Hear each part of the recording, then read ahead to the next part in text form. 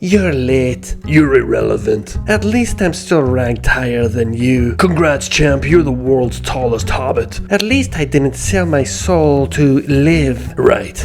You just rented your dignity out on social media for 18 months before backpedaling so hard your calves have six packs. I stood for legacy. You stood for attention. You cried at a press conference like Augusta was your ex-wife. You swung like a guy trying to punch a bear underwater. And you swing like you're trying to apologize to the ball mid-backswing. You've got the finesse of a jackhammer on a caffeine bender. You've got the emotional range of a voicemail. Every swing you've made since you turned 30 looks like you're trying not to cry at a wedding. I care about the game. No, you care about people thinking you care about the game. You're golf's version of a vegan CrossFitter who also does crypto. We get it, you're better than us. You're the reason kids think a fist pump counts as a recovery shot. And you're the reason kids carry 14 swing aids and no self-esteem. You treat golf like it owes you something. Because it does. It owes me a tee box that doesn't explode when I smash it. I almost killed a kid last week. That's called power. Aye, that's called a lawsuit waiting for you to happen. You rage-addicted pre-workout mascot.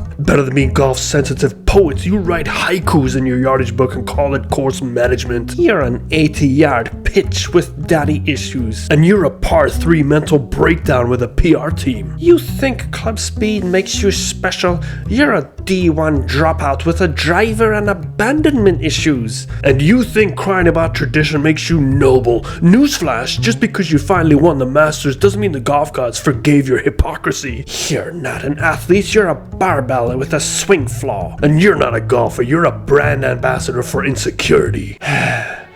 Maybe we're both the problem. We've stopped being role models and started being brand deals, swing mood boards, ego monsters. We're grown men, for Christ's sakes, playing a child's game, making money people can't even imagine. And what do we give them? Tears, tantrums, live drama, shouting at fans, breaking tee boxes, and blaming the torsos. Meanwhile, some 12-year-old kid in Iowa is trying to copy our motion using a broken swing trainer and hope. We owe golf more than this.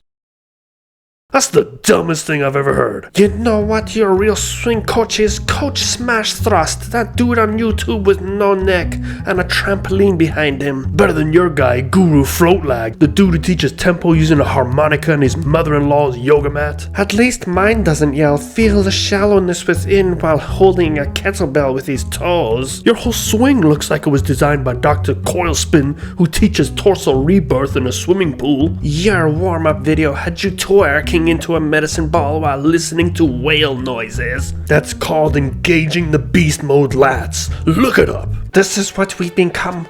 We used to play golf, now we copy YouTube monks doing pelvic tai chi and call it a routine. We're being watched by kids, by parents, by people who think this game is sacred, and yet we treat it like a launch monitor therapy session. We have to be better, not for the money, not for the brands, but for the kid watching this, thinking this is how champions act.